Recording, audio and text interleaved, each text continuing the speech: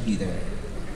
And I truly live with that quote in my heart, in my life, that sure, talent is very important. I mean, it's who we are, it's what we do, it's the gifting that God has placed in our hearts.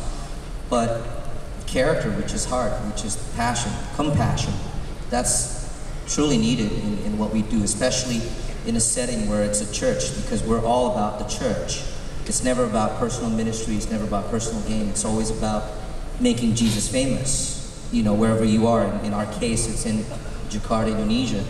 But again, I always emphasize to the team in our church that it's never really about the skill. I mean, we can have the greatest musicians, but if their hearts, their attitude, and I think that talks about the excellence, because excellence for me is not the end product, but it's an attitude.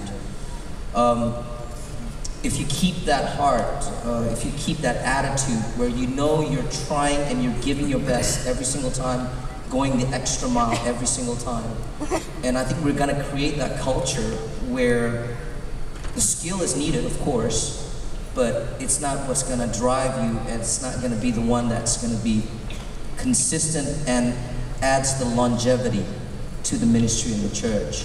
And if we, as the leaders, can just repeat that and show it, not just say it, but show it, that it's not about the skills, it's not about the talent, it's not about the voice, not even about the songs, but it's about the heart, that it's, no matter what, it's let your will be done and not my will be done. And if you have that as a standard in the church and your team, I think God can really take your team places and take you to the next level.